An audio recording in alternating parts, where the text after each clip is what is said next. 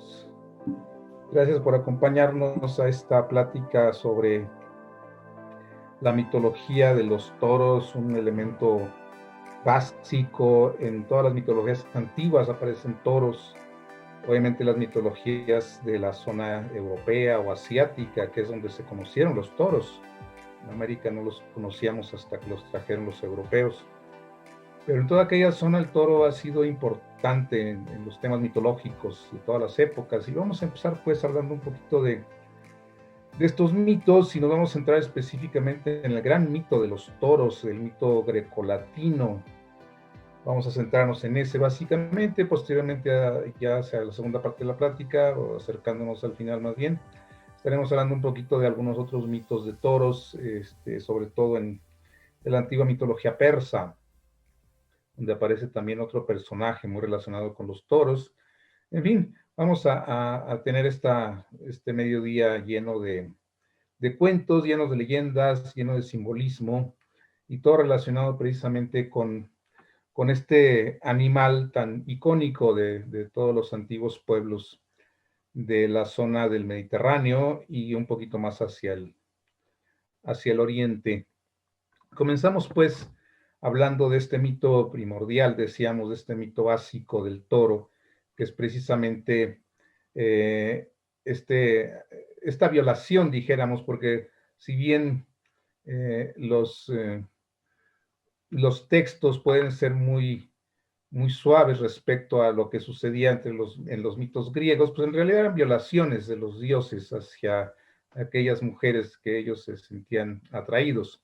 Entonces nos mencionan pues que Zeus se enamora de Europa y decide seducirla, como digo, o sea, se pone el término seducirla, cuando en realidad decide violarla, pues, o sea, decide copular con ella de manera violenta, de manera forzada, y para esto, pues, Zeus decide transformarse en toro, una de las estratagemas más frecuentes de este dios de los antiguos griegos. Zeus se transforma en toro, se transforma en todo tipo de animales, en este caso en toro, y se mezcla entre los rebaños del padre de Europa. Entonces aparece como un toro manso ahí en esos rebaños del papá de Europa, y ella pues se acerca al toro, lo ve muy tranquilo, lo acaricia, y eventualmente se sube al toro. Una vez que está ya sobre el lomo del toro, pues el Zeus, convertido en toro, corre hacia el mar y se la lleva hasta la isla de Creta. Es decir, primero la secuestra, se la lleva a la isla de Creta, ahí la viola, y de hecho así Europa se convierte precisamente en la primera reina de esta antigua isla. Ahí permanecen bastante tiempo, y llega a tener 3 hijos con Zeus. ¿Sí? Para esto Zeus, obviamente, dijéramos, un desagravio por la violación y el rapto, pues le entrega un collar hecho por los dioses, hecho por Hefesto, este dios cojo de las profundidades de los volcanes, y otros 3 obsequios. Entonces así Europa queda como reina de Creta, y eventualmente se casa ya con un mortal. Este mortal adopta a los 3 hijos que había ya tenido con Zeus, y Zeus recrea pues esta forma del toro blanco que había utilizado para seducir o para violar a Europa, para raptarla y violarla, la convierte en constelación. Y de ahí dice la leyenda que surge la constelación del toro, como podemos ver aquí. Ahora, eso, dijéramos, es lo que tenemos por ahí del por qué surge la constelación.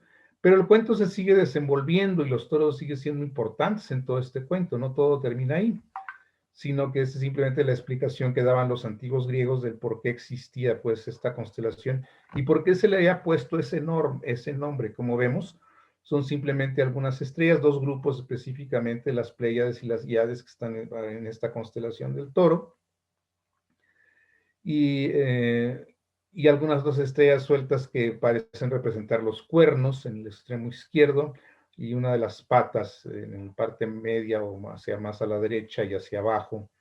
Pero pues como vemos, todo es más que una explicación de una forma simbólica en las estrellas que en realidad se puede interpretar de diferentes maneras según la imaginación de cada pueblo. Bien, continuando con el cuento y con el mito de Tauro, nos encontramos con que Asterión, que era rey de Creta, pues adopta a estos 3 hijos de Zeus y se casa con Europa. Estos hijos de Zeus, de nombres Minos, Sarpedón y Radamantis, que posteriormente se convertirían en jueces del reino de los muertos, después de muertos ellos. Y según cuenta Homero en su Odisea, Asterión habla con Zeus cada 9 años y eso lo hace o sea, habla con Zeus cada 9 años, dice durante 9 años, ok, y obtuvo directamente las leyes del propio Zeus. Entonces, Asterión tiene ese contacto con Zeus, directamente de los dioses recibe las leyes y se convierte pues en un rey justo, en un rey ecuánime, en un rey sabio, Asterión, pero eventualmente, como sucede, bueno, pues termina muriendo y sus hijos, los 3 se sienten con derecho al trono. Pero Minos, el más ambicioso de todos, pues defiende su causa y menciona que son los propios dioses los que quieren que él sea el rey de Creta.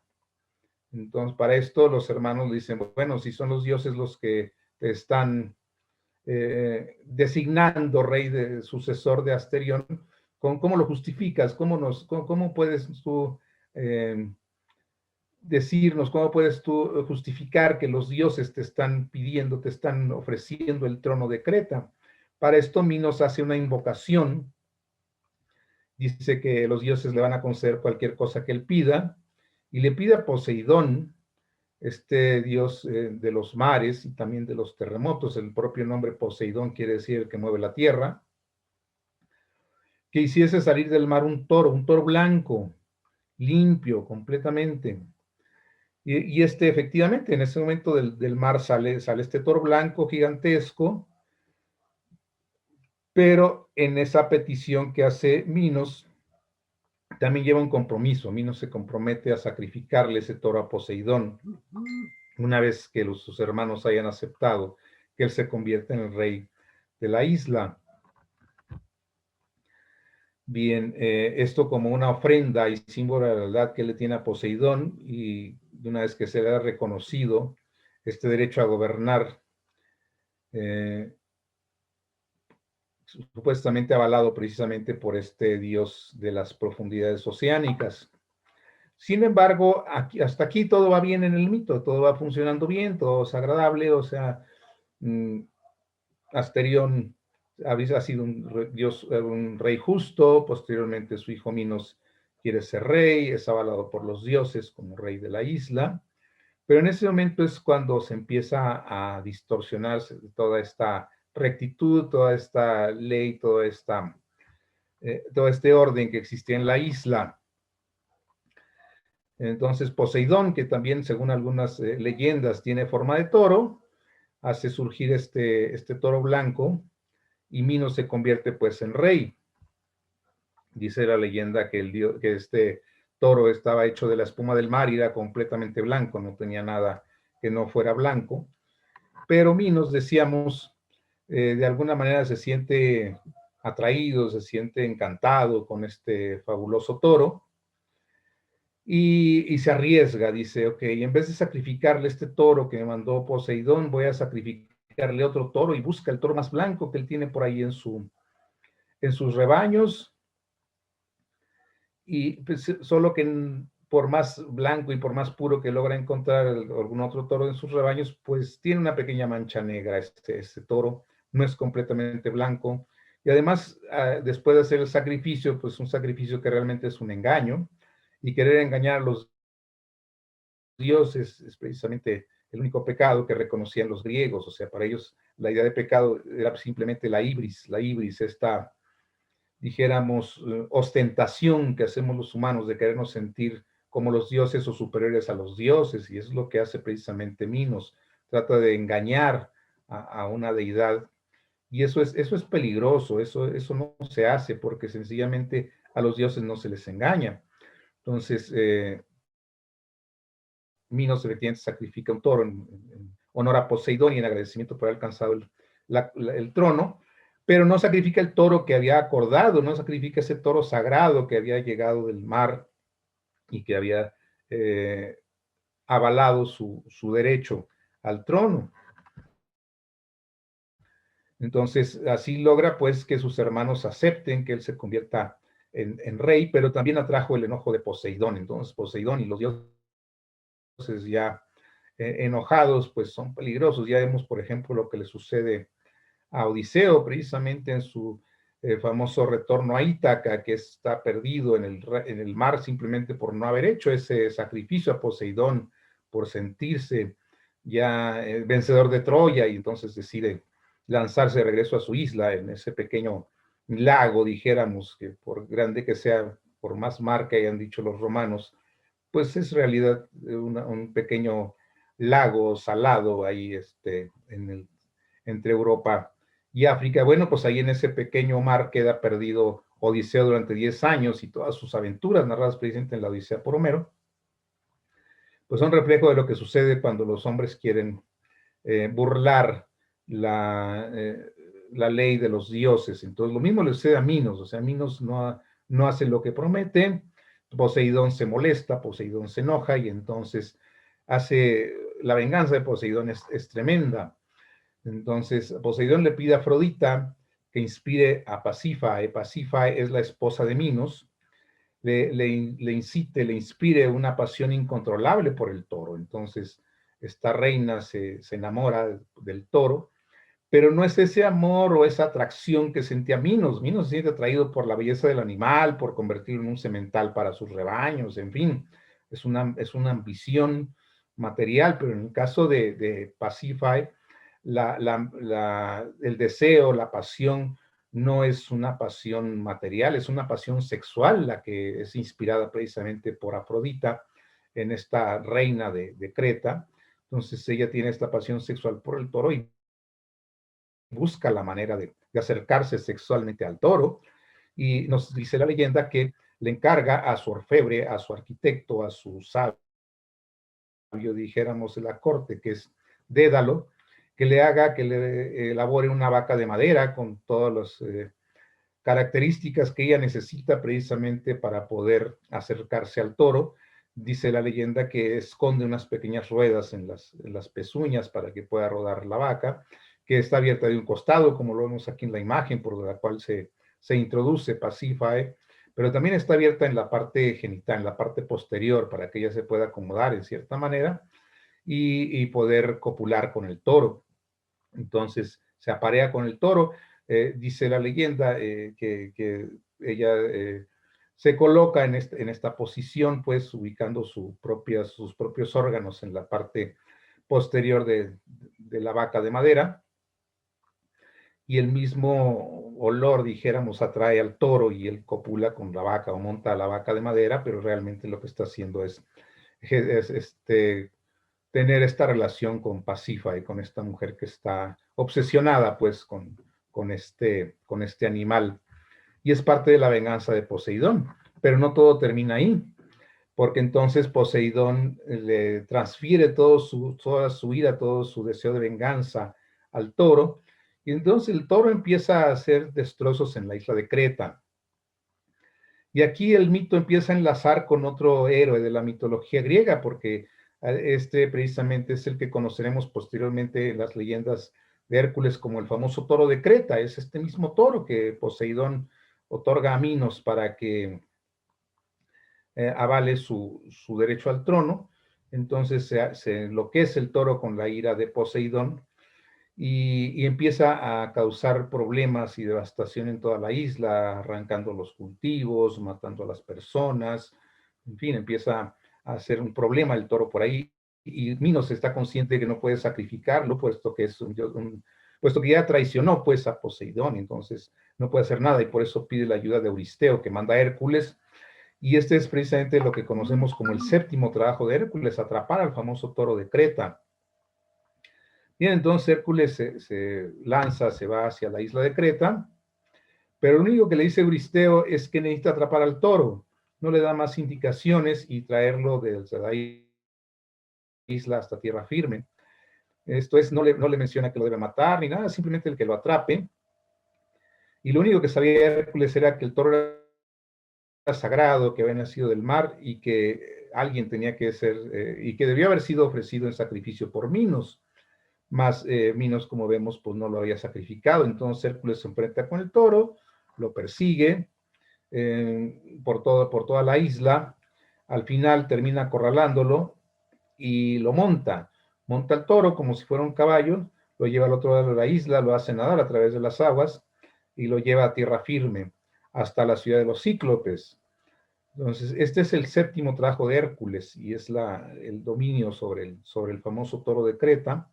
Y aquí se van enlazando pues dos mitos, el mito de Minos y el mito de Hércules, y todo relacionado precisamente con el mismo toro. Vemos cómo aparece pues de manera relevante pues en el mismo mito estos personajes clásicos de la mitología, pero no todo termina ahí, porque recordemos pues que Pasífae ya había sido eh, montada, dijéramos, por el propio toro, pero estamos dejándolo pendiente en lo que ya está en su gestación, ¿verdad? Ahorita regresamos a esa parte del mito. Al ver el toro, que después de haber pasado por la ciudad de los Cíclopes, lleva Hércules con Euristeo. Euristeo pretende sacrificárselo a la diosa Hera. La diosa Hera, la esposa de Zeus, pero le desagrada que el toro sea tan feroz, que sea tan agresivo, y entonces deciden dejarlo libre.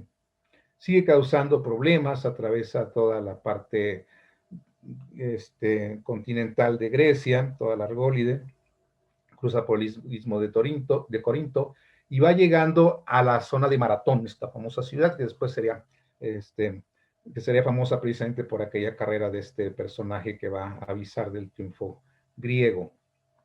Entonces, ahí es donde queda el toro. Después se convierte, ya no es conocido en la mitología como toro de Creta, sino como toro de Maratón. Y va a continuar por ahí dentro del cuento, dentro de la leyenda, va a seguir haciendo desastres por ahí ahora en la zona ya continental de Grecia.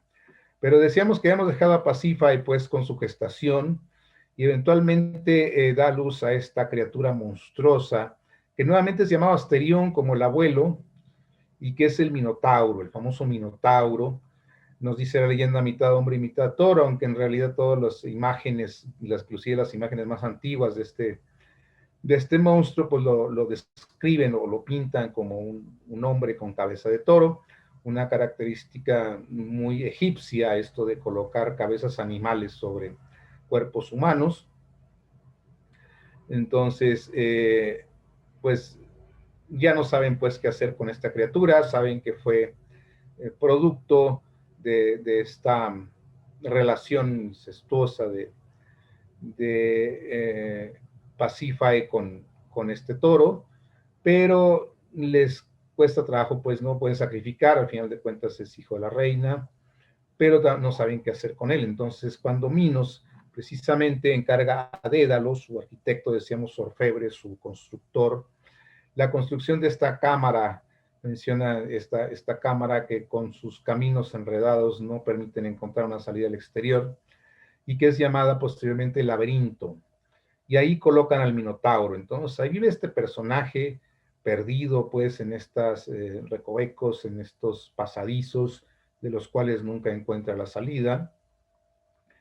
Pero el mito no termina ahí, o sea, el Minotauro está encerrado, ya regresa un poquito el orden a la zona de Creta, ya eliminaron o al menos quitaron de ahí al famoso toro. El producto de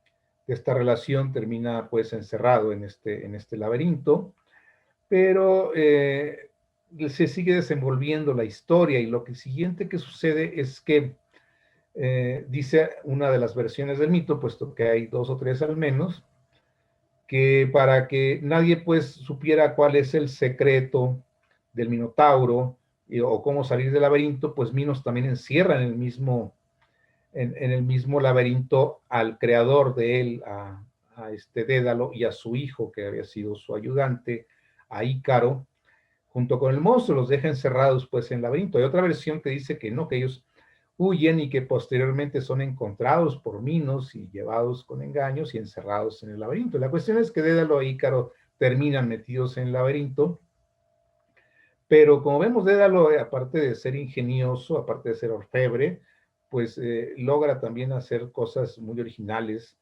Recordemos la vaca, por ejemplo, y ahora se le ocurre que para salir del laberinto y no tener que buscar la salida en estos pasadizos enredados, pues decide hacer o inventar unas alas con las plumas que van soltando algunas aves que pueden entrar al laberinto. Va forjando unas alas con cera de las abejas que también hacen sus nidos dentro del laberinto. Y entonces va forjando unas alas con cera y plumas para poder salir volando de ahí.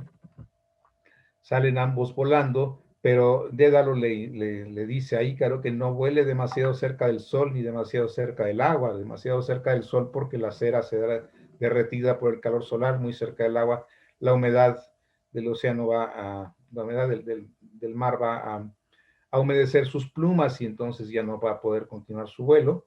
Pero nos dice la leyenda que eventualmente Ícaro se emociona, es joven, empieza a volar un poco más alto hasta que el calor del sol derrite la cera de sus alas, se despluma y cae al mar y se ahoga, así nos cuenta la leyenda.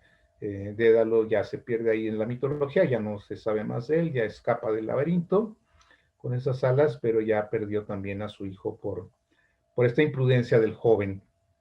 Bien, pero seguimos pues con el cuento, seguimos con el mito, y aquí encontramos al hijo único de Minos, Androgeo. Androgeo, que era el hijo único de Minos, eh, participa en estos juegos organizados por el rey Egeo en Atenas, estos juegos panatenienses, y gana los concursos.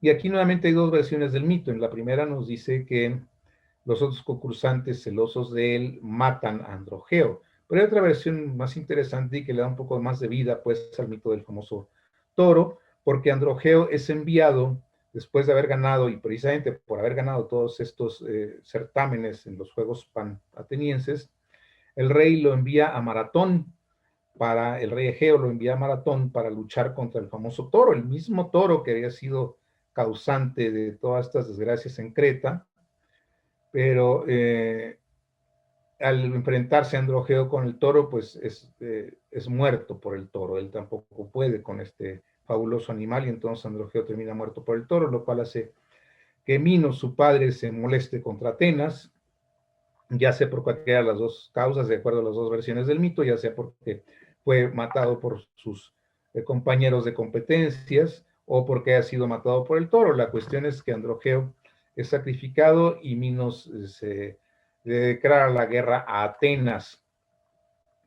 Termina venciendo a Atenas y establece un tributo, les exige a los atenienses que envíen 7 jóvenes y 7 chicas, 7 doncellas vírgenes para alimentar al Minotauro cada año. Entonces estos jóvenes son ingresados al laberinto, ahí se pierden, y eventualmente terminan encontrándose al Minotauro, y ese es el alimento del Minotauro. Él se dedica pues simplemente a sacrificar a estos jóvenes, a alimentarse de ellos durante todo el año, hasta que llega la siguiente parte del tributo, un año después, en donde los atenienses tienen que enviar nuevamente a 7 jóvenes para seguir alimentando a este monstruo. Bien, hasta aquí va avanzando pues esta parte de la mitología, hasta que vuelve a aparecer otro hijo en este caso de Egeo, eh, perdón, sí, el hijo único de Egeo. Recordemos que Androgeo eh,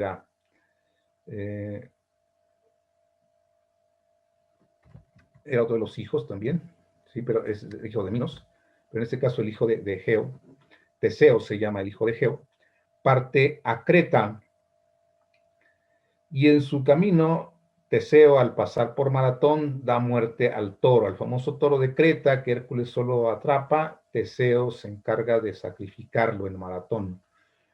Pero Teseo va junto con el grupo de los 7 jóvenes como tributo, dijéramos, como sacrificio ante el Minotauro. Por lo que Teseo, antes de llegar junto con estos jóvenes, primero mata al toro, el toro de Creta famoso, después convertido en toro de Maratón, lo mata y entonces va, dijéramos, de incógnito con este grupo de 7 jóvenes para enfrentarse también al Minotauro y acabar pues con este tributo que se le ha impuesto a Atenas por parte de Creta. Al llegar Teseo a la isla, conoce a la hija de Minos, Ariadna. Ariadna se enamora de él y le ofrece ayuda. Le dice, yo te voy a ayudar para que tú puedas cumplir este trabajo, para que tú puedas matar al toro, a este minotauro encerrado en el laberinto. Para esto le entrega un ovillo, le entrega un ovillo de hilo, y otras versiones del mito dicen que era una corona luminosa. Al final de cuentas le entrega la manera de poder salir del laberinto, de poder entrar y salir, porque Ariadna sabe que precisamente Dédalo utilizaba ese hilo cuando él entraba al laberinto, mientras lo estaba construyendo. Entonces Ariadna, que ha visto pues cómo es la manera de poder entrar y salir, la única manera de poder entrar y salir, o sea, tener ese hilo que se va desenredando y que va dejando una pista para poder después regresar recogiéndolo. Entonces le entrega esto a Teseo. También otras versiones mencionan que le entrega una espada mágica que le permitirá a Teseo enfrentarse al Minotauro. Entonces Teseo entra seguro pues al laberinto, se enfrenta con el Minotauro y termina sacrificando, termina matándolo. Y así compuesto por Minos a los atenienses. Esta es pues la leyenda más característica respecto a los toros en lo que es la mitología griega. Con esto concluimos todo el cuento, concluimos toda la leyenda. Vemos cómo nos aparecen aquí varios toros. En primer lugar, nos aparece ese toro que rapta a Europa. El primer toro divino es el propio Zeus. Posteriormente surge este toro que no es, sí es divino también, pero dijéramos, gestado, es entregado por Poseidón a, a, a Minos, es el segundo toro que aparece por ahí en la leyenda, y después se convierte, este mismo toro, de ser el toro de Creta, se convierte en el toro de Maratón, y por último nos encontramos con este descendiente del toro, con el Minotauro ya. Entonces vemos aquí cómo van surgiendo una serie de personajes taurinos, básicamente 3, 2 de ellos completamente animales, el tercero mitad o al menos parcialmente humano. Son tres toros distintos que van a aparecer dentro del mito. Ahorita vamos a analizar un poquito el simbolismo de todo de este mito, pero nos queda claro pues que existen estos 3 personajes taurinos dentro de este mito que acabamos de narrar de la antigua mitología grecolatina. Sabemos que posteriormente los romanos sabrán de tomar, dijéramos, todas estas leyendas y simplemente cambiar los nombres y convertirlos en una mitología propia. Al respecto del mito, nos dice este gran mitólogo Joseph Campbell, dice que al principio Minos había obtenido este beneficio en forma sana, dijéramos. Había obtenido un beneficio personal y había algo que pagar, tenía que devolver el toro, lo cual hubiera simbolizado que él mostrara su misión al poder recibido, hubiera mostrado una buena voluntad hacia los dioses, pero al decidirse quedarse con el toro, está siguiendo ya un impulso de egoísta, un impulso de autoengrandecimiento egocéntrico. Primero logra las cosas, dijéramos, de acuerdo con la ley, de acuerdo al plan, de acuerdo a los designios divinos, pero posteriormente se comete este pecado que decíamos, esta ibris, este sentirse superior a los dioses y creer que puede engañar a los dioses. Y se convierte pues en este monstruo tirano, Ese monstruo tirano que obviamente va a ser representado posteriormente por el propio Minotauro, ya solo busca su propio beneficio. Entonces, una interpretación que hace Joseph Campbell del mito. Y efectivamente, esto es lo que sucede muchas veces cuando nosotros nos queremos sentir superiores a otros y sobre todo sentirnos superiores a las leyes trascendentales. En ese sentido me llama mucho la atención una interpretación que hace Alice Bailey también, ¿sí? Que ahorita vamos a pasar a ella, ahorita vamos a terminar con lo que menciona Campbell. Cómo este Minos se convierte en este acaparador de beneficios, este monstruo codicioso que solo se preocupa por sí mismo. Ese poder terrenal que obtiene, que solo le permite incrementar sus riquezas, es una característica de la falla en el signo de Tauro, precisamente. Y el desafío es ese monstruo al que se debe enfrentar. Esto es su propio ego, que se ha combinado, dijéramos, con la pasión animal, con la pasión instintiva, y deberá enfrentarlo. Bien. Al principio de la historia, pues Minos se presenta precisamente como un hombre decente, dijéramos. No llega al trono por violencia, no llega al trono por traición, llega al trono porque pide ayuda a los dioses y ellos recompensan su petición, recompensan su humildad al mostrarse pues inferior, al mostrarse humano, pedirle ayuda a los dioses le recompensan, pero posteriormente se siente que ya logró, que ya obtuvo pues ese beneficio que estaba él solicitando y ahora en vez de agradecer, en vez de cumplir con el compromiso, en vez de sacrificar al toro, pues se le sube la soberbia, dijéramos, y decide irse por su propio camino y eso es la perdición posteriormente para él, para su esposa y para su reino. ¿Sí? Así la codicia y la vanidad le arrebatan lo bueno que ve en él. Ahora que ya tiene lo que había buscado, ahora quiere más, olvidándose de sus ideales y se empieza a sentir superior, que como decíamos, ese es la gran falla para los griegos, ese único pecado, esta ibris que ellos mencionaban, el hecho de sentirse superior a o querer engañar a los dioses. Bien, así este Minotauro pues representa esa parte sombría, esa parte sombra de los seres humanos, todo aquello que a veces no queremos ver y por eso lo encerramos en un laberinto, todos esos deseos irracionales, nuestros peores vicios, algunas cosas que seguramente habremos hecho por ahí que van en contra de las leyes también. Aquí mencionamos específicamente como crímenes, que bueno, grandes o pequeños, todos tendremos por ahí algo que ocultar y todo eso es precisamente esa sombra que queda por ahí inconscientizada, esto es metida en el famoso laberinto para no ser vista, aquello de lo que nos avergonzamos. Bien, no queremos verla ni aceptarla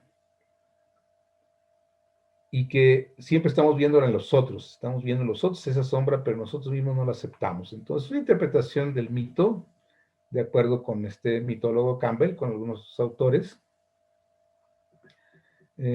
mantenemos pues oculta o captiva, donde nadie pueda verla ni oírla, todas estas pasiones.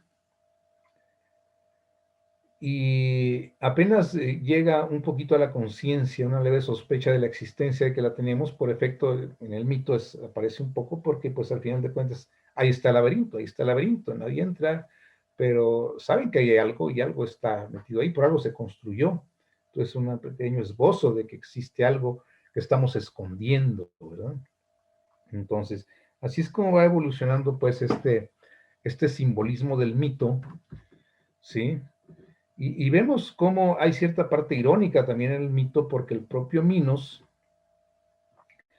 que también es rey e hijo de un dios, recordemos que Minos al final de cuentas era hijo de Zeus, pero Teseo también es un rey, también es un heredero, también tiene cierta ascendencia divina, ¿sí?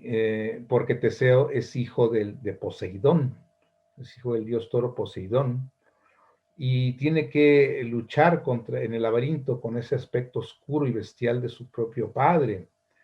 Esto es de esa parte oscura, pues, y símbolo de ese pecado de Minos. Entonces, bien, vemos cómo aquí aparecen también tres personajes interesantes, los tres con cierta ascendencia divina. Uno de ellos, precisamente, o dos de ellos, mejor dicho, Minos y Hércules, ambos son hijos de Zeus, y Teseo, que es hijo de Poseidón. Entonces aparecen aquí tres personajes semidivinos, aparecen tres toros, decíamos, o tres personajes que tienen esta característica animal. Y esto nos va dando una idea de cómo se va desempeñando los mitos en tres niveles. Hoy estamos entrando un poquito a esta parte, ya que pasemos un poquito más allá de la interpretación del mito. Así pues, Minos, hijo de este Zeus toro, su Minotauro, hijo de este toro de Poseidón, y Teseo, están vinculados pues por el toro, y son aspectos de este mismo núcleo arquetípico. Así, en cierta forma, Minos y Teseo son figuras duplicadas. Uno es el que comete el pecado y el otro debe redimirlo. Y Zeus queda en medio, perdón, Hércules queda en medio como un tercer personaje también de origen divino, que no tiene la función de redimir el pecado, simplemente tiene la función de alejarlo, pues, de esta parte de Creta, pero al final de cuentas el toro sigue generando problemas en otro lado. Entonces vemos ahí tres personajes, vemos tres toros, y vamos a pasar pues a esta breve interpretación. Bien, así el toro, pues, terminando ya rápidamente con la interpretación del mito, nos habla del símbolo de poder, que al final de cuentas debe ofrendarse a los dioses, ya que el toro en general no es un animal violento, es un animal terrenal, se relaciona con la fertilidad de la tierra, es un animal poderoso, sí. Precisamente por eso se acostumbra a la castración del toro, para bajarle sus instintos sexuales, que es lo que lo hacen violento en un momento dado.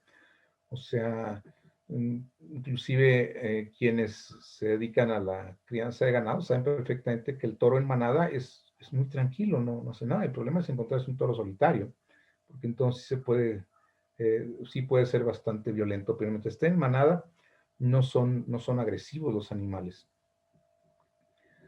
Entonces, por eso la castración, decíamos, para convertirlo en buey, pues, y que ya se le quite ese instinto sexual, que es lo que a veces genera que el toro se pueda convertir en un animal violento. Bien, entonces, vemos ya terminando con esta interpretación un poco psicológica más bien, nos dice que el toro, pues efectivamente no es símbolo de ninguna maldad, pero si permitimos que esos instintos vayan a su antojo, nos pueden llevar a la destrucción, porque solo se mueve siguiendo deseos. Por otro lado, tampoco es válido la represión del instinto, porque entonces se convierte pues en ese minotauro que está reprimido ahí, pero que no por eso se le quita el instinto, no por eso pierde su apetito, sigue siendo violento. Entonces, al final de cuentas, el toro, que representa esta potencia natural, esta fuerza, este impulso, no tiene ningún rasgo de ser algo malo dentro de la naturaleza humana, o sea, no tiene nada de malo el instinto. El problema es cuando damos rienda suelta, cuando el instinto se complica o se alía con los deseos, como sucede con Pasífae, ¿verdad? En ese momento es cuando ya aquello se convierte en violento, al igual que los animales cuando les llega precisamente esa época del celo, el estro.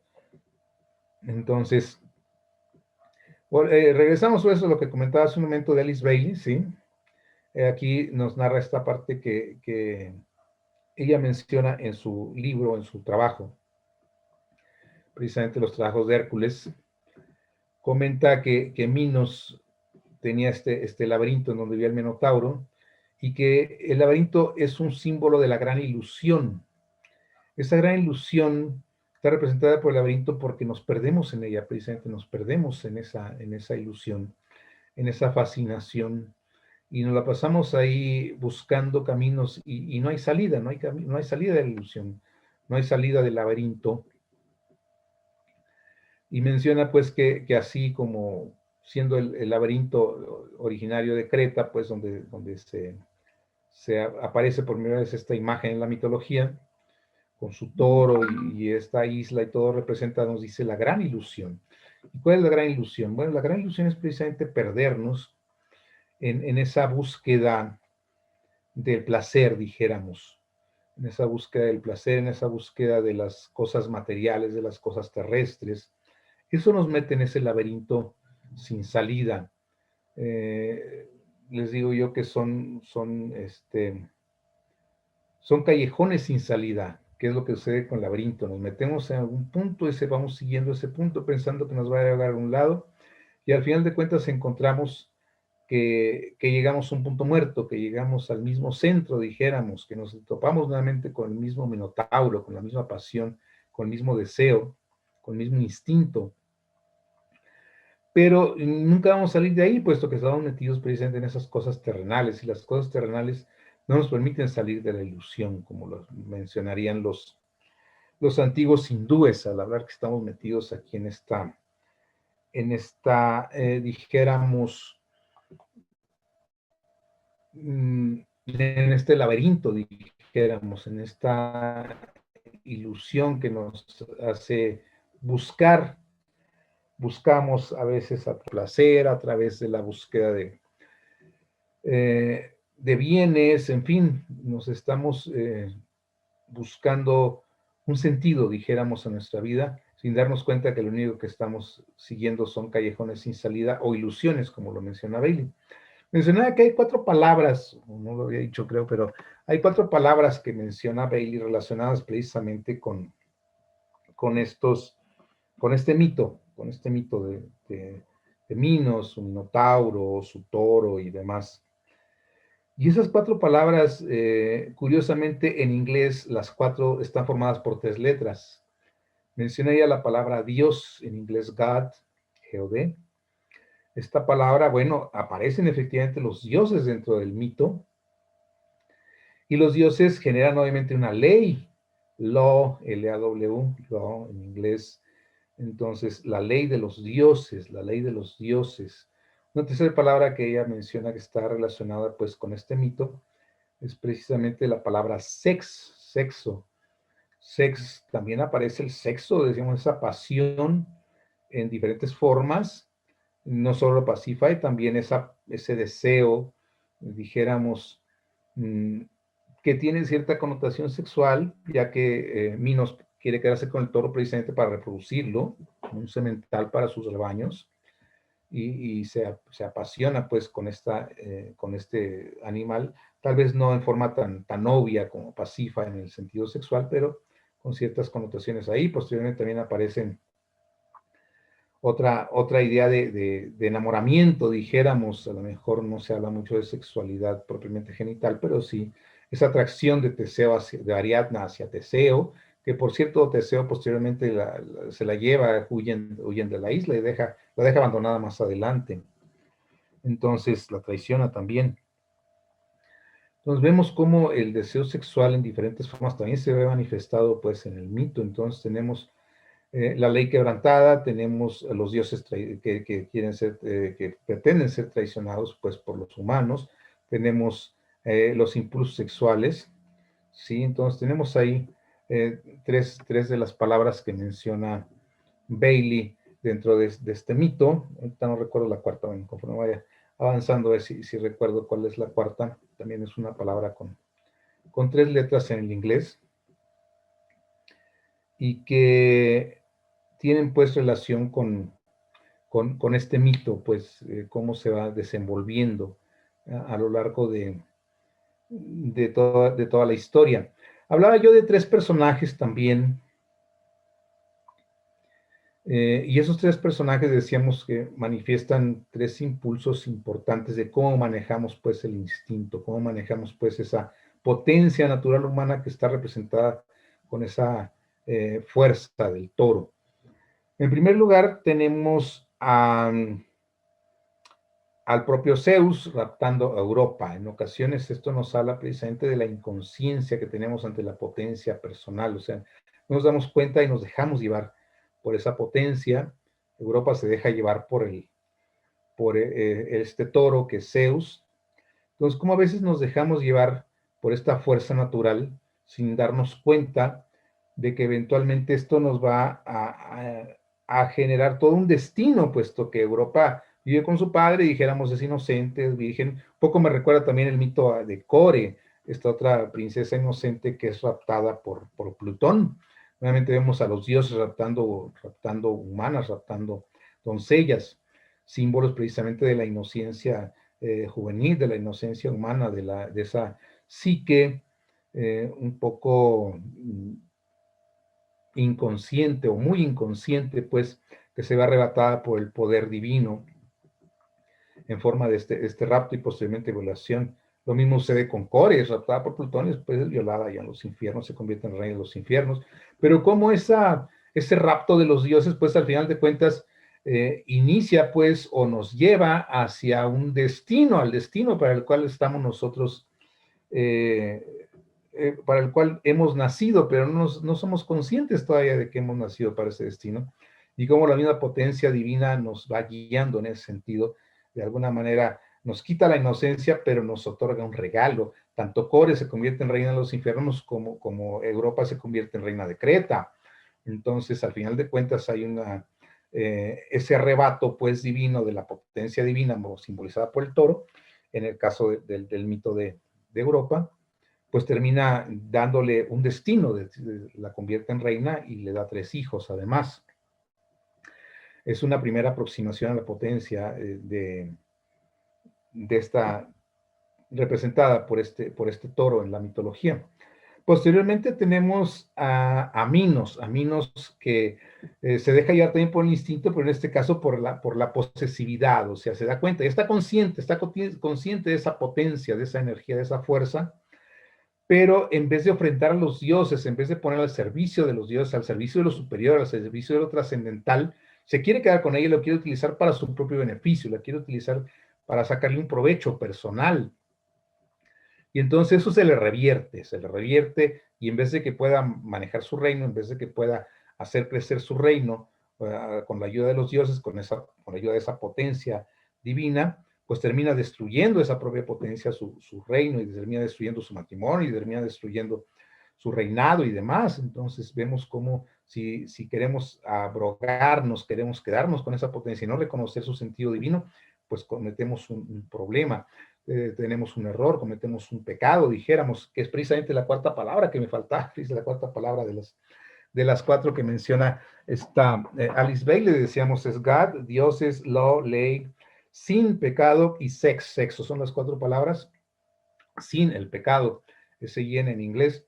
Entonces aparece también el pecado, pues esa necedad que tenemos los seres humanos de aceptar que existe algo superior y que debemos rendirle al menos un agradecimiento, un respeto, un sacrificio, pues a esas entidades, esos impulsos superiores. Bien, entonces hablábamos pues del pecado de Minos, y tenemos el tercer personaje es Hércules, es Hércules. ¿Y qué es lo que hace Hércules? Domina al toro, no lo sacrifica, no lo mata, simplemente lo atrapa, y nos menciona la interpretación que Hércules al montar sobre el toro está mostrando cómo está por encima del instinto, cómo domina el instinto y cómo lo puede guiar, se lo lleva, cruza la isla, cruza el mar, lo regresa hacia Euristeo, que posteriormente Euristeo ya no sabe qué hacer con él, y Hera tampoco lo quiere, esta otra diosa, y termina siendo un problema por allá también en el continente europeo, en esta zona de Grecia. Pues bien, vemos 3 maneras de enfrentar pues este impulso, y al final llega Teseo y sacrifica al Minotauro, sacrifica a este poder oscuro, así como Hércules eventualmente se topará con su propio poder oscuro cuando topa con la Hidra, pues Teseo se topa precisamente con el Minotauro dentro de esta ilusión, de este laberinto, de la ilusión en donde se topa con el instinto simbolizado por el Minotauro y termina sacrificándolo y logra salir pues de la ilusión, logra salir de este laberinto. Bien, un poquito de análisis así muy somero, muy rápido, de un poquito de este mito, eh, de Tauro o del toro en la mitología grecolatina, pero no es exclusivo de los mitos grecolatinos el toro. El toro aparece en muchas otras mitologías. Vamos a analizar ya para concluir algunos otros mitos de toros en otras culturas. En otras culturas decíamos no solo de la zona mediterránea, que es donde estamos ahorita trabajando, sino también un poquito más hacia el oriente, hacia la India, hacia China. ¿Qué sucede con los toros en estas culturas? Y comenzamos precisamente con la leyenda, el poema épico más antiguo del que se tenga noticia, que se encuentra escrito en escritura cuneiforme, allá en la zona de Mesopotamia, esta leyenda del famoso Gilgamesh, especie de héroe solar primitivo, descendiente de Utnapishtim, el famoso Noé, el Noé de los antiguos mesopotámicos, ¿verdad? Entonces Gilgamesh, descendiente de Utnapishtim, mata, nos dice la leyenda, al monstruo Humbaba, que era guardián de este bosque sagrado de los cedros del Líbano. Siempre Gilgamesh aparece en toda la leyenda acompañado de su inseparable Enkidu, que es su gran amigo, pero el hecho de que haya matado a este monstruo mitológico Gilgamesh provoca que la diosa del amor, Inanna, conocida posteriormente como Ishtar también, que Inanna desarrolle un deseo sexual, un deseo amoroso intenso por este héroe. Volvemos otra vez a estos impulsos naturales, dijéramos, muy relacionados siempre con los toros. Entonces Gilgamesh rechaza estas proposiciones amorosas de esa diosa Inanna, y ella obviamente siendo diosa, pues se siente que ha sufrido una afrenta, que ha sufrido un rechazo, pues. Entonces le pide a su padre An, que es el padre de todos los dioses, que le envíe un toro celeste para que ataque y mate a este insolente héroe que acaba de rechazarla, pues. Entonces, nuevamente aparece el toro, pues, en las leyendas. Y Gilgamesh, en la leyenda se menciona toda la odisea que vive para poder enfrentarse a este toro, que tiene una gran fuerza, que es muy corpulento. Nos narra la leyenda una lucha muy larga, sangrienta, obviamente desigual, pero entre Gilgamesh y Enkidu, logran dar muerte al toro. Aquí hemos visto esta imagen de origen también mesopotámico, en donde aparecen Gilgamesh a la derecha y Enkidu a la izquierda sacrificando al toro. También lo vemos que parece como un toro alado, como estos querubs de la zona, de esta zona que posteriormente van a aparecer estos toros con rostro de hombre y alas de águila, los querubs, que posteriormente derivan en estos querubines, que no es lo mismo los querubs de la antigua Mesopotamia, los querubines de la tradición hebrea, pero el nombre deriva de esta palabra, querub, y que son estos toros alados. Precisamente aquí nos representa este toro alado con rostro humano y barba. Bien, entonces, una vez que han sacrificado al toro, que han matado a este toro enviado por Inanna para matar a Gilgamesh, Enkidu lo despedaza con sus manos y le avienta trozos de carne a la diosa Inanna. Obviamente volvemos a la idea de quererse poner con los dioses, o sea, si bien Inanna no logró su objetivo de matar a Gilgamesh, pero sí le lanza una maldición a Enkidu, que muere 13 días después de una enfermedad muy dolorosa. Inclusive parece ser la primera tradición escrita que tenemos de un 13 nefasto, pues Enkidu muriendo 13 días después a raíz de una enfermedad muy dolorosa provocada por la ira de Inanna, porque Enkidu se atreve a aventarle los trozos de carne del toro que acaban de sacrificar él y Gilgamesh. Bien, entonces un poquito de esta leyenda, un poquito más corta, no es tan compleja ni tan elaborada como las tradiciones griegas, pero aquí tenemos un poquito de esta tradición, de esta antigua leyenda épica de Gilgamesh.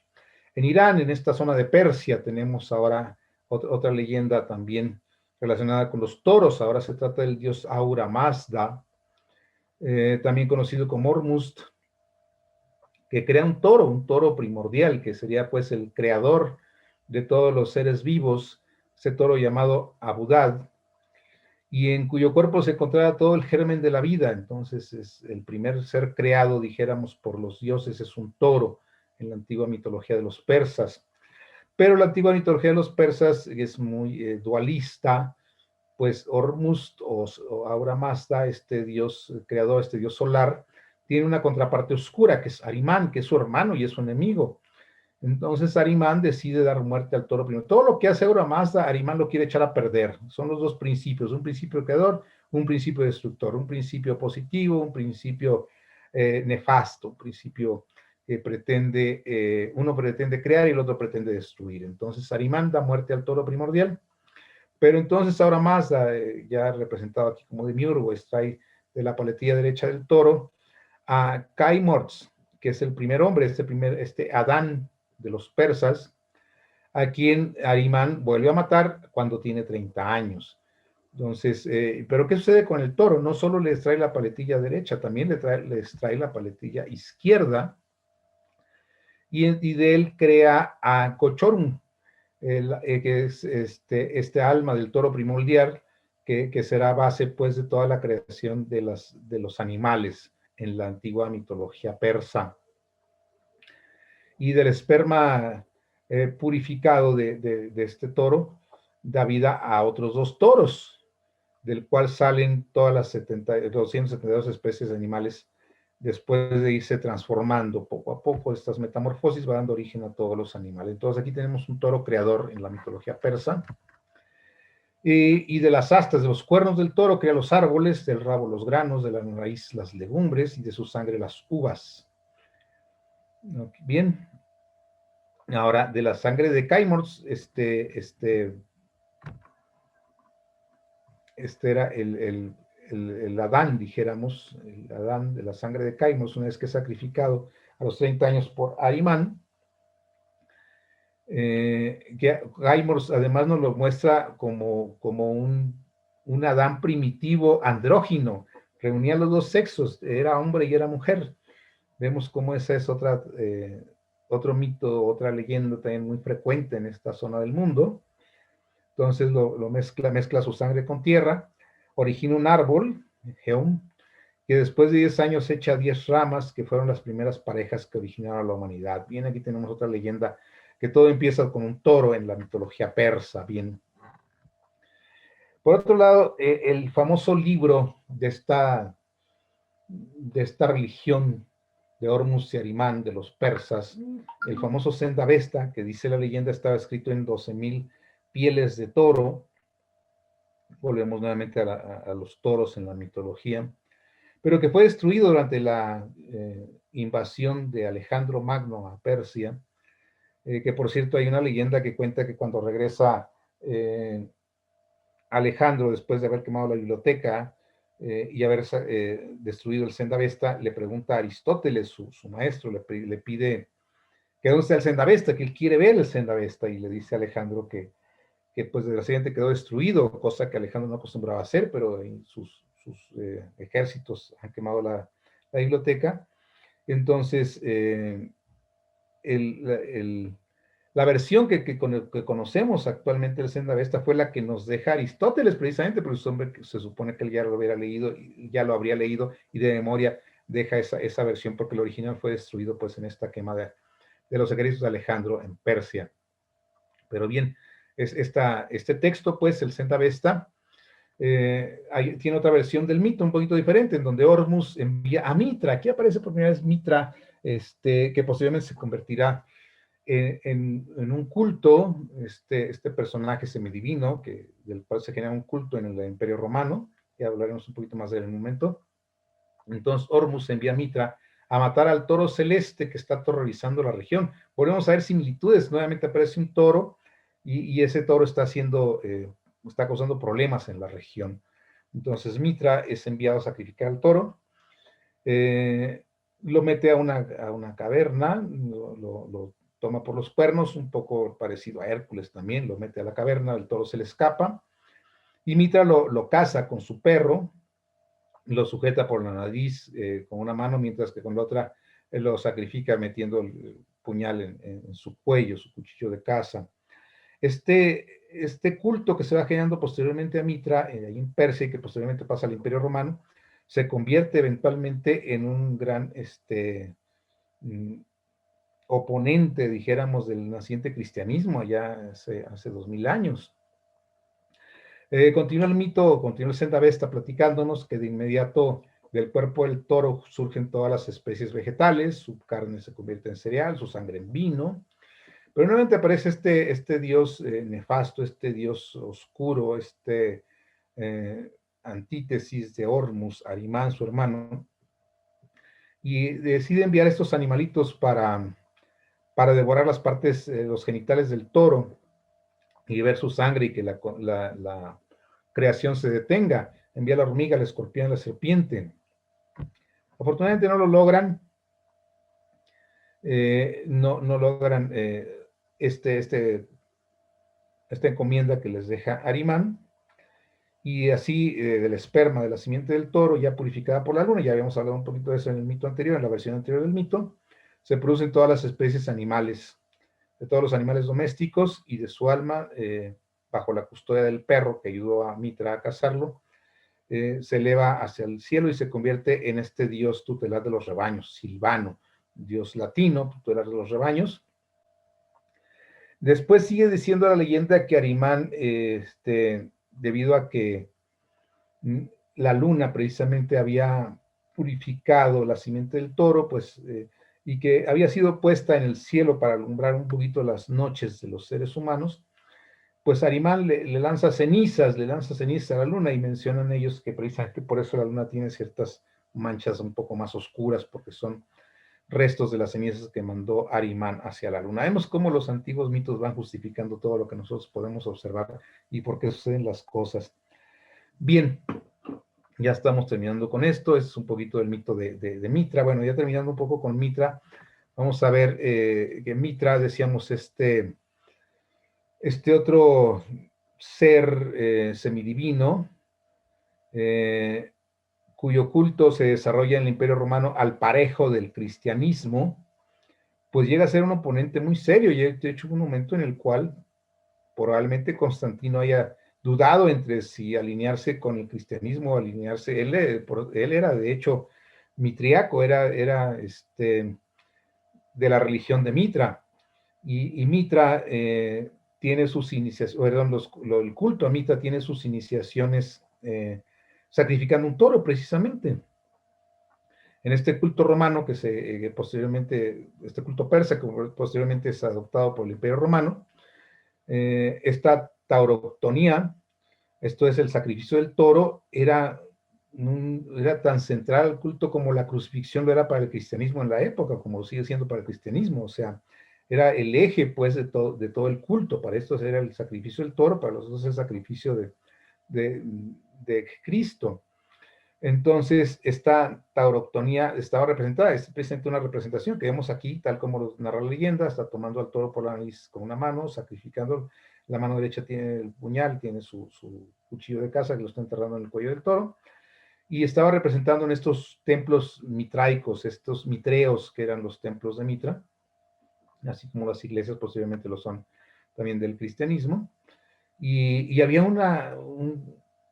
los misterios mitraicos, pues el culto a este toro, en donde el iniciado, o el candidato a ser iniciado, se metía en una especie de pozo. Encima del pozo ponían una tarima de madera, en donde sacrificaban un toro, y entonces la sangre del toro bañaba al candidato, y eso ya salía pues bañado, purificado, dijéramos, una especie de bautismo de sangre que hacían en el culto mitriaco. Vemos cómo tiene muchas similitudes, y como decíamos en su momento fue inclusive un culto que compitió por la preferencia del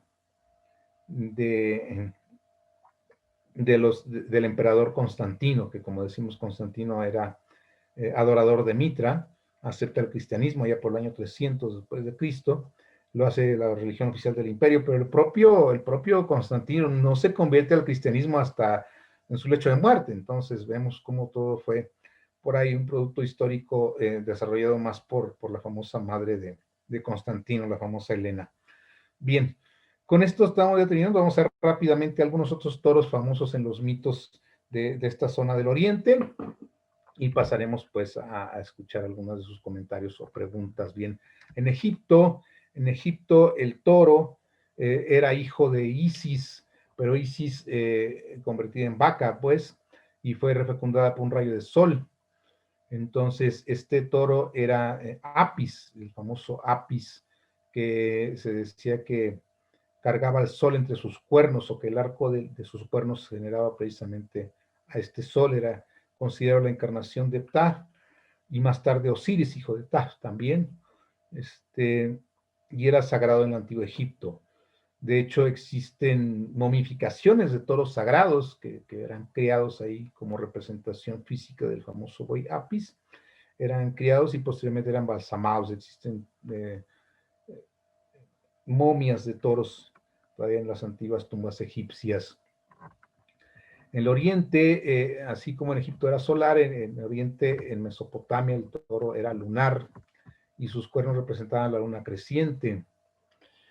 Así el toro sagrado de esta cultura atiana sobrevivió en la mitología de los hititas de Anatolia como estos dos toros, Seri y Urri, que quiere decir día y noche, que eran los toros que llevaban al dios del tiempo sobre sus espaldas o en su carro, y que pasían ahí en las ruinas de las ciudades. Entonces otros toros relacionados allá con la zona de Mesopotamia.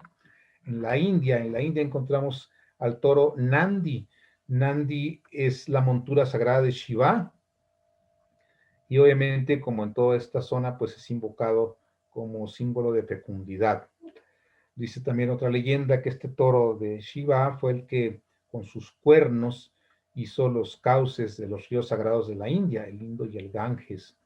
Entonces, bien, también en la India tenemos toros en las mitologías, y en China también tenemos toros, ¿sí? Nuevamente aparece esta idea de que un toro con sus cuernos habría hecho el cauce del río Yangtze-Kiang, el río azul más largo de China, que fue labrado por un toro, el cauce fue labrado por un toro sagrado.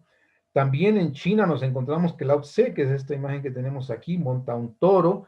Entonces vemos cómo los toros aparecen pues en toda esta zona como animales sagrados, símbolos, decíamos, de esa potencia, y nuevamente vemos aquí a Lao Tse dominando, dijéramos, o montando un toro, mostrando pues cómo la sabiduría puede estar por encima del instinto.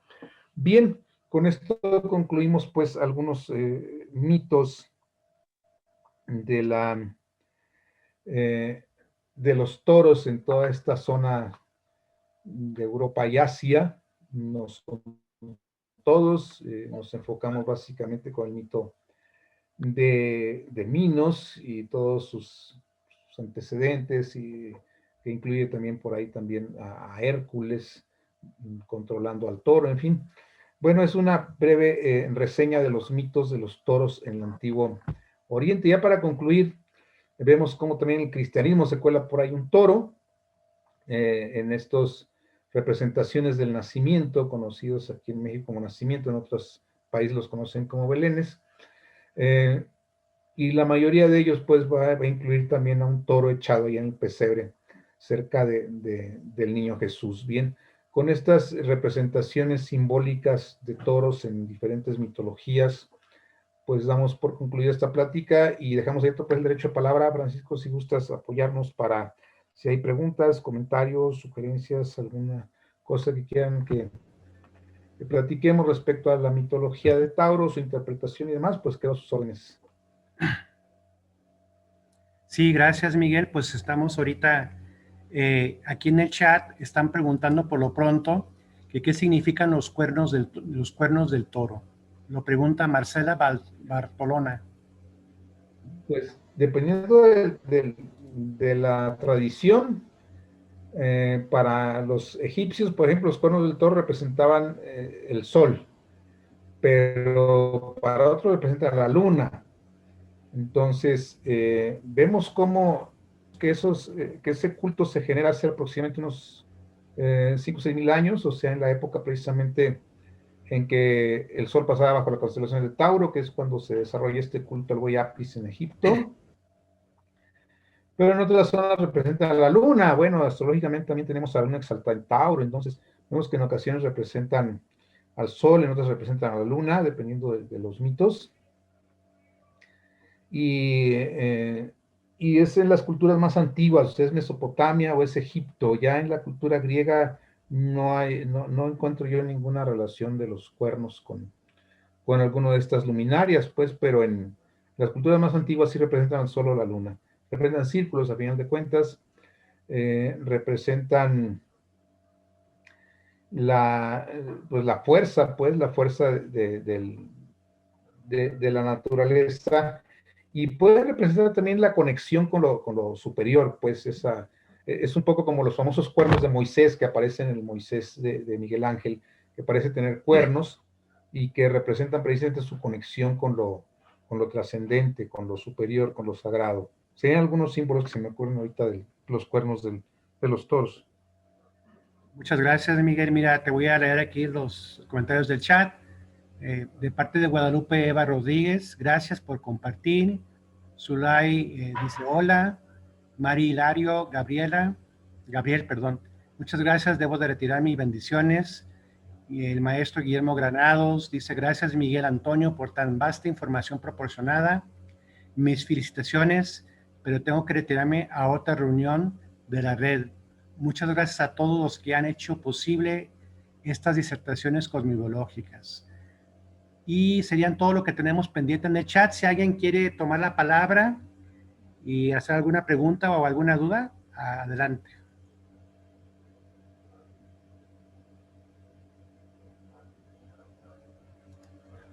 Aquí Mariela Bartolano dice también cómo saber en nuestra carta natal qué toro tenemos que trabajar en relación a los 3 tipos de toros que mencionó. Buena pregunta, me gusta. Vamos a ver.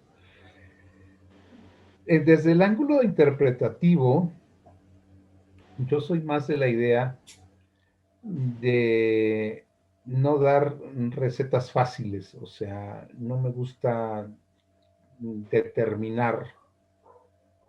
Prefiero platicar con la persona y ver cómo está viviendo pues su propia intensidad, su propia potencia natural, su propio cuerpo. Al final de cuentas, Tauro en la mitología y posteriormente en la carta representa precisamente la potencia natural del cuerpo. Tiene connotaciones, dijéramos, de resistencia, de capacidad, de fuerza, de potencia sexual. Inclusive también está polarizado con Escorpio. En fin, son algunas características. Entonces, ¿en qué forma estoy yo viviendo todas esas facetas de mi propia naturaleza instintiva, de mi propia naturaleza humana? Independientemente de cómo lo tenga la carta, cómo lo estoy viviendo, o sea, puede estar un poco inconsciente, a lo mejor por ahí en la casa 8, puede estar un poco inocente, dijéramos, atorado, inconsciente también, pero inocente si está en la casa 12, o a lo mejor lo tenemos de ascendente y entonces estamos muy conscientes de todo esto y lo trabajamos con más conciencia, con más intensidad, dependiendo mucho de cómo esté y cómo lo haya yo manejado a lo largo de mi vida, pues sería ver qué es lo que tengo que hacer. Al final de cuentas, lo importante es el fortalecimiento de ese Hércules que es el ego fortificado de lo humano y que debe, al final de cuentas, purificado también por esa fase lunar que nos mencionan otros mitos, eso es purificado precisamente por la parte de concientizar todos esos impulsos ocultos o oscuros, una vez que ha sido purificado, entonces dominarlos, pues. Pero primero habría que hacer un proceso de concientización de esa parte oscura, que al final de cuentas todos tenemos, y después, dijéramos, montarnos sobre esos instintos, sobre esas potencias naturales, y utilizarlas para el bien. Al final de cuentas, como nos dicen las leyendas en otros mitos, pueden hacer cauces para que fluya la vida, para que fluya el río, pues. Entonces, a través de la disciplina y a través de la concientización a través de la terapia o de la autoobservación, nosotros podemos ir logrando ese dominio, pues, de lo corporal representado por el toro. Pero creo yo que cada individuo debe tener un trabajo personal respecto a en qué posición se encuentra. Creo yo que en un momento dado todos podemos estar en cualquiera, o sea, no tiene por qué ser algo definitivo, pues, o sea, en algún momento esa potencia se puede adueñar de nosotros de maneras totalmente inocentes, como en el caso de Europa, y raptarnos, dijéramos, o raptar nuestra conciencia y llevarnos hacia lo que debe ser nuestro destino, que de repente, por más que no queramos aceptar la existencia de, de una predestinación, hay rasgos de la vida que están predestinados y que no podemos evitar. Luego me gusta hacer esta observación, les digo, qué nos lleva a pensar que existe algo de libertad total? Obviamente existe algo de libertad, pero esa libertad total que luego queremos nosotros suponer, si nacemos de un acto del cual nosotros no tuvimos ninguna libertad para elegir, o sea, el hecho de que hayamos nacido en este cuerpo y en esta familia y en ese momento específico, y vamos a terminar con un acto que tampoco podemos nosotros controlar, o sea, que es totalmente predestinado, o sea, la forma en que vayamos a morir. Sabemos que ni siquiera el suicida tiene derecho o tiene libertad de elegir su muerte, puesto que a veces algo pasa y no logra cumplir su cometido, pues. Entonces, si bien es cierto que tenemos algo de libertad, también es cierto que a veces las fuerzas nos guían hacia cosas ya predestinadas que no podemos evitar y caemos pues en esa parte de la inconsciencia de las potencias naturales, tal como lo hace Europa pues al principio del mito. Creo que por más experiencia y más trabajo que hayamos hecho, habrá veces que la vida nos rapte de esa manera, creo yo. Bueno. Correcto, mira, María Guadalupe Elizalde comenta, gracias por compartir. Si tengo Tauro en la casa 3 y no hay planetas, ¿qué significa? Pues significa que sus puntos de vista son muy fijos porque están en el signo de Tauro y que sus creencias, habrá que checar dónde está Venus, que es regente de la casa 3 en este caso, qué aspectos tiene Venus, en fin. Hay que meterse un poquito a la parte más fina de la interpretación y darnos cuenta de que ese Tauro, por ejemplo, en la casa 3, pues puede ser que mis pensamientos sean muy concretos, muy prácticos, muy objetivos, a lo mejor algo ambiciosos también, pero entonces esa potencia natural se está mostrando mucho a través de conceptos mentales. Habría que ver qué tanto contacto tenemos con la parte terrestre para ver si hay posibilidad de aterrizar un poco todas esas potencias mentales que están representadas por Tauro en la casa 3. Muy bien, gracias. Si alguien más quiere tomar la palabra y hacer alguna pregunta. Sí, yo soy Lourdes González.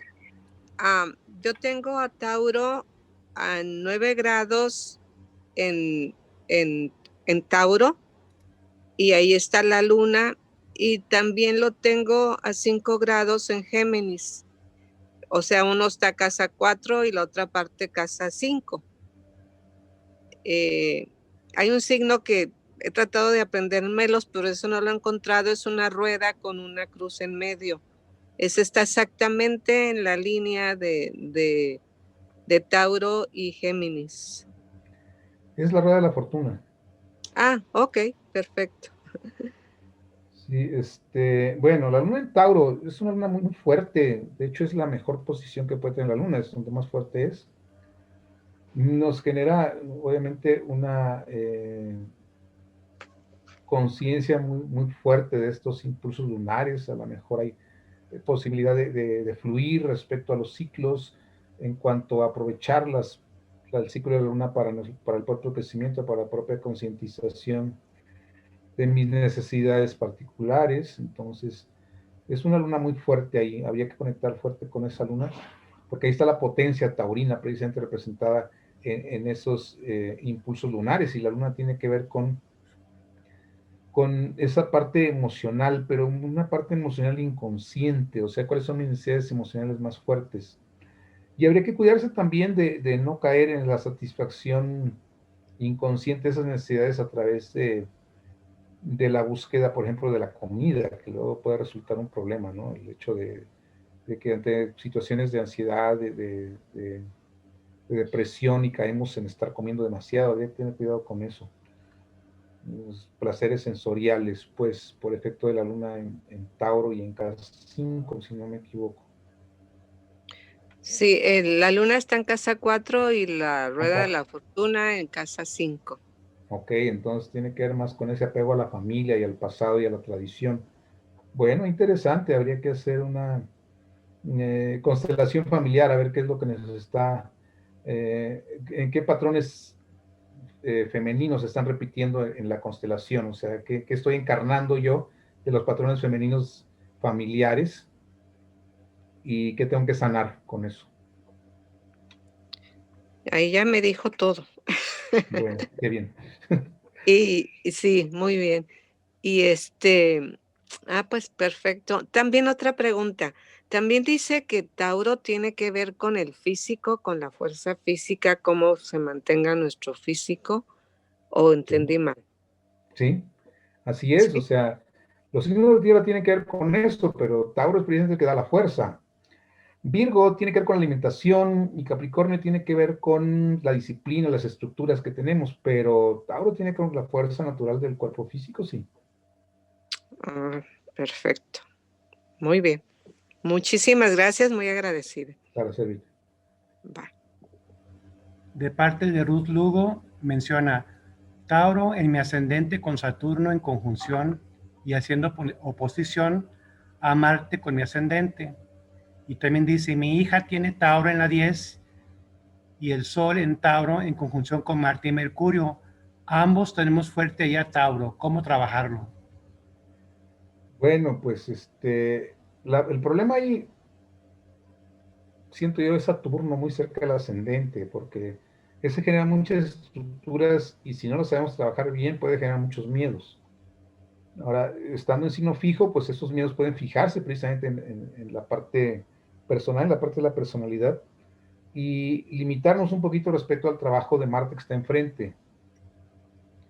Entonces, yo diría que hay que empezar haciendo algo de actividad física, porque Tauro en el ascendente requiere actividad física y no le gusta mucho, y menos con Saturno ahí. Yo sugeriría eso para empezar. Tratar de conectar más con Marte porque está opuesto y está inconsciente de alguna manera por efecto de estar enfrentado con el ascendente y, y poner límites. Ahí va a ser importante eso. Bien, Ahora, gracias. respecto a la herencia astral, quiero tomar esto como ejemplo que es muy característico, o sea, como un ascendente de la madre se refleja en un sol de la hija. No siempre es la regla, pero siempre va a haber algo por ahí reflejado en el mismo signo, en el signo opuesto, en las herencias astrales. Entonces, una madre ascendente Tauro, una hija Sol Tauro es normal. Ahora, obviamente, ahí es una lucha de voluntades, obviamente, porque las dos son fuertes, las dos son fijas y ninguna quiere ceder. Lucha de toros. Correcto. De parte de Catherine Ríos, menciona, hola Miguel, gracias por tu presentación. Me gustaría interpretar mi Tauro en casa 11, sin planetas, y Venus está en casa 7 en Capricornio. Ok, bien, bueno. Tauro en casa 11, ese tiene que ver con amistades y con grupos, entonces, de alguna manera la persona tiende a casarse, dijéramos, con las amistades o con los grupos. Entonces puede ser que un amigo se convierta en pareja, pues está en casa 7, ¿sí? O que se puede llevar una buena amistad con la pareja, pues que el regente está en casa 7, serían unas interpretaciones posibles. Me parece bien. Ahora, Venus en Capricornio es muy poco afectivo, no le cuesta trabajo expresar sus afectos y a lo mejor hay un poquito de trabajo para las relaciones interpersonales también, porque Venus en Capricornio no se le da mucho eso de relacionarse con la gente. Ok, Becky del Ángel, buenas tardes, tengo Tauro en la casa 8 y sin planetas y Venus en casa 12 en Virgo. Ok, habría que checar ahí un poquito los esquemas mentales respecto a pues, ciertas creencias o cierta educación, a lo mejor un poquito tradicionalista o rígida respecto a los temas tabú de la sexualidad o la muerte, cosas así, porque Venus en Virgo no ayuda mucho y más si está Tauro en la casa 8. Entonces, habría que trabajar un poquito también en el área terapéutica para ver qué bloqueos traemos por ahí. Ok, Rosa A. Pedraza. Yo tengo a Tauro en la casa 4 y 5 y sin planetas. ¿Qué me puede indicar? Gracias. Bueno, pues raíces familiares muy fuertes o apegos muy fuertes a la parte del país, de la patria, de la ciudad o de la familia, o sea, son apegos importantes. A veces son personas que cargan con responsabilidades familiares que están más allá de sus obligaciones, pues se andan cargando con los padres al final de la vida o andan apoyando a tíos o tías que no tienen descendencia, o sea, a veces cargan de más los tauros en casa 4 con la familia. De parte de Norma Leticia Cruz Salinas. Soy signo de Tauro. En casa 4 está el nodo a 7 grados de mi sol, que está a 0 grados, De Tauro, me imagino. me imagino. Sí, bien, como digo, las personas, hay un elemento de Tauro que a veces se pasa desapercibido, que son personas que a veces, como decía, les gusta cargar un poco más allá de lo que otros están dispuestos a hacer, o sea, cargan de más, cargan con responsabilidades que no les corresponden a veces. Y en casa 4 pues vuelvo a insistir, o sea, obviamente el sol en casa 4 pues tendría que ver con que hay un apego muy fuerte hacia la imagen paterna, definitivamente. Ha sido una guía o es una persona que es muy importante. Si está mal aspectado el sol, a lo mejor hubo un conflicto con él, pero no deja de ser importante. Habría que ver más detalles, pero sí hay un apego fuerte a la parte familiar, sobre todo con el padre, si está en casa 4. Beatriz Galicia menciona, bueno, pregunta, ¿el hecho de que las uvas se crean por la sangre del toro, qué significa? Bueno, pues obviamente recordemos que en aquellos pueblos antiguos era preferible beber vino, ya que no había agua limpia, dijéramos. El agua era utilizada para otras cosas, entonces se acostumbraba mucho a beber vino.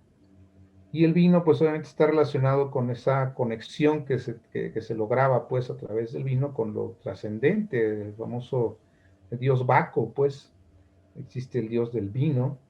Y el hecho de que la sangre del toro, pues, que muestra esta fertilidad y todo, pues, también muestra la fuerza que da el vino, o que pretende dar el vino, pues, porque ya con el vino ya nos creemos todo, ya nos creemos dioses.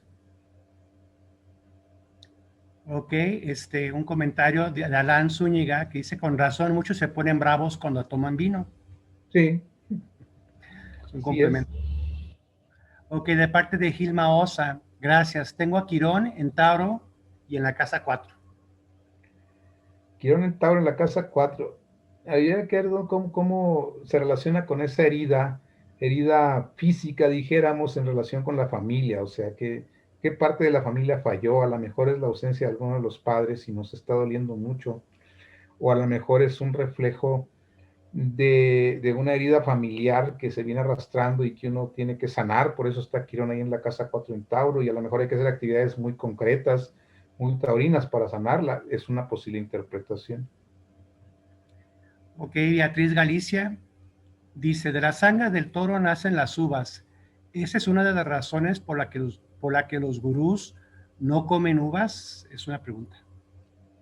Pues hasta donde tengo entendido, no comen uvas los gurús por efecto de cierta cita bíblica que menciona que mientras uno esté dedicado a su Dios, no debe comer nada del fruto de la uva, según menciona el voto de Nazareno en la Biblia. Eso es lo que yo tengo entendido. Pero bueno, se pueden encontrar otras razones mitológicas, habría que preguntar a los gurús. Aquí tenemos otra pregunta de Amalia. Dice, tengo Tauro en casa 1 con Marte. Claro, en caso uno con Marte. Bien, muy directa. Ok. Sí. Tauro en casa 1, bueno. obviamente son personas muy resistentes físicamente, obstinadas, constantes, perseverantes, tenaces. Pero Marte en casa uno, por regla general, genera personas que reflejan mucho esa energía fuerte, intensa de la parte física del toro, pues, o sea, representa personas muy resistentes físicamente, pero también con un semblante a veces un poco marciano, así como que parece que andan enojadas todo el tiempo. De parte de Yasmín Silva, perdón, mi hijo de 2 años y medio tiene el sol en Tauro, es Tauro y el ascendente en Escorpio. Ok, tiene un genio en casa, hay que canalizarlo bien. Y recordemos que esa configuración es parecida a la que tenía Freud, la tenacidad por un lado y la profundidad por otro, entonces es una buena combinación, nomás ahora hay que tratar de canalizar adecuadamente todo ese impulso taurino que es muy tenaz, muy terco en esa edad. Gracias. De parte de Zulay Toro, ascendente en Tauro y sin planetas. Ascendente Tauro, mucha obstinación, mucha resistencia física también.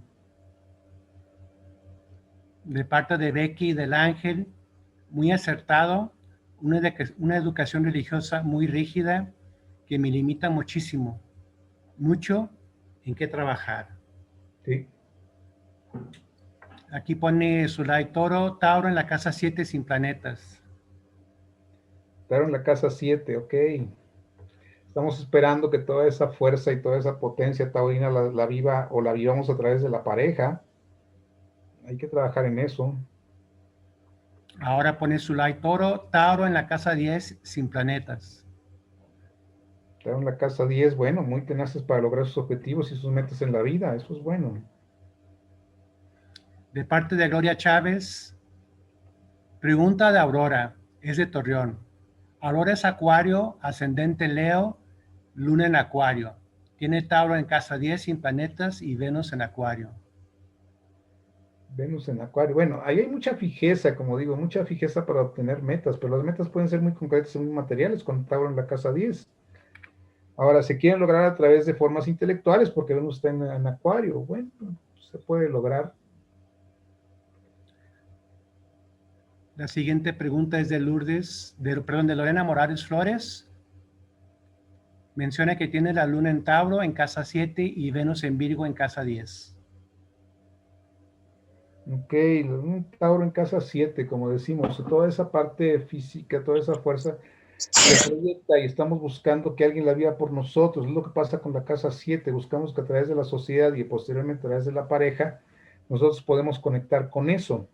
Tenemos que entender que ahora busca una pareja de tipo lunar, de tipo protector, de tipo cariñoso, de tipo eh, que le apoye, que le nutra, que le dé. Hay que trabajar todo lo que está en la casita, hay que trabajarlo para darnos cuenta que es nuestro, porque por regla general andamos buscando quién lo viva por nosotros.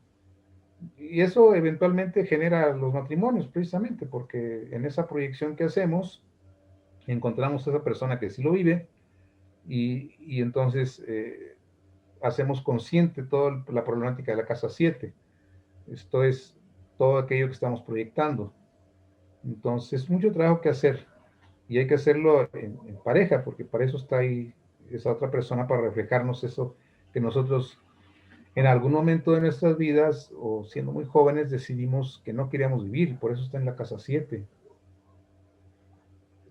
De parte de Ruth Lugo, menciona que su hija tiene Tauro en casa 2 y 3. En la 2 tiene a Júpiter y Saturno y Venus está en la casa 10 en Sagitario. Júpiter y Saturno, bueno, pues, ¿qué tiene la niña? 20 años. Júpiter y Saturno en Tauro.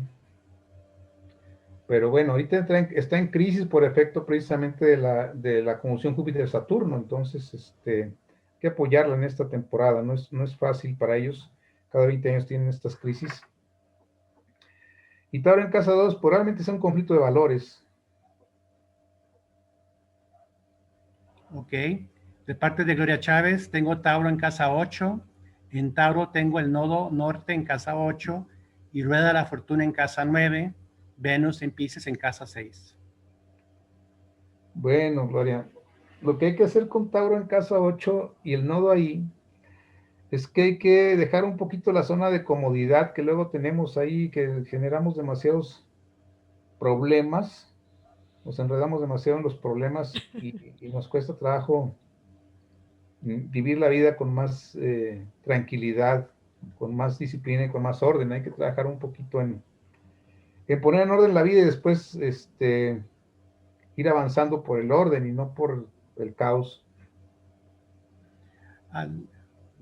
Andrea Torres tiene el Sol en Tauro con el ascendente en León y pareja con el Sol en Capricornio con el ascendente en Piscis. Ok, mucho trabajo, pero es una buena pareja. De parte de Mariela Matrolano, profesor Miguel, ¿cómo hacer brillar mi Sol en Tauro? Casa 11, gracias. Pues siendo Tauro, o sea, no tratar de ser otra cosa. Si tenemos el Sol en Tauro, tenemos que ser Tauros, o sea, a veces nos identificamos tanto con el ascendente que nos olvidamos del Sol. El ascendente es necesario, es útil, es Perdón, bello. no es en casa 11, es en casa 9. Lo leí yo mal. Ajá. Pero bueno, entonces el Sol en casa 9 en Tauro, lo que hay que hacer es precisamente trabajar en ese espíritu filosófico, aventurero, viajes, estudios, pero con tenacidad, con persistencia, o sea, desarrollar nuestra propia naturaleza Tauro, no negarla, porque después escuchamos algún signo y dice, no me gusta, pero nací en ese, pues obviamente estoy rechazando mi propia naturaleza personal. Aceptarla y sacarle brillo, sacarle lo mejor, o sea, tiene cosas buenas, siempre hay cosas buenas. Y el Tauro en casa 9 tiene la ventaja de que puede conectar fácilmente con formas de pensar en diferentes lugares, a lo mejor un poquito ajenas al país en que nacimos, a lo mejor con otro tipo de filosofías, otro tipo de culturas, o puede ser muy tenaz para lograr sacar estudios superiores, y todo eso hace que ese Tauro vaya saliendo, vaya brillando. De parte de Alicia Cervantes, tengo a Venus en Tauro en casa 10. Venus en Tauro en casa 10, bonito, me gusta. Venus más elevado, está bien, excelente. Y claro, como decimos, pues hay una gran tenacidad para obtener nuestras metas. Ahí sí está Tauro en casa 10. Y esas metas pueden ser muy sociales, si está Venus ahí. Pueden ser muy relacionadas con el apoyo a la gente. Nada más la sugerencia es tomen conciencia de que también hay límites, porque luego se entretienen o se gastan demasiado sintiendo que siempre van a tener esa resistencia y esa fuerza por el Tauro y se cansan. Entonces hay que dosificarse. Gilma Osa, mi hijo tiene a Tauro en casa 2 y Venus en Sagitario en casa 9. Venus solo está en trígono con el ascendente. Pues muy bonito Venus, sí. Venus en trígono con el ascendente. Sagitario no es un mal signo para Venus, no me desagrada. Que tampoco es el ideal, pero está bastante bien. Y Venus en casa 2, tiene buenos valores el muchacho. Me agrada y vive a través de sus valores. Eso está mejor. Bueno, un mensaje de Rocío a todos. Dice, hola, querido Miguel. Gilma Osa, muchas gracias. Luz Lugo, felicidades, Andrea, y felicidades, hija. Y esos son todos los mensajes que tenemos en el chat. Bien, pues gracias por su participación, por su paciencia, por su constancia, que me levantaron aquí casi 2 horas. Gracias a todos, a todas, por estar aquí atentas, por sus preguntas también. Ahí disculpen si son un poco escuetas las respuestas, pero gracias a usted por... me falta a veces contexto, me dicen, la neta, pero tampoco puedo estar viendo toda la carta, así es que espero les sean de utilidad. Gracias y nos vemos la próxima, que ya tenemos por ahí otra fecha programada. Muchas gracias, Miguel. Muchísimas gracias. Gracias, Miguel. Bendiciones. Fernando, ¿algún comentario? Felicidades, Miguel. Excelente clase. Muchas gracias a todos por asistir. Nos vemos dentro de 8 días con la mitología de Géminis, los gemelos, Pax. Muchas gracias. Gracias. Buenas tardes. Muchas gracias. Buenas tardes. Chao. Gracias.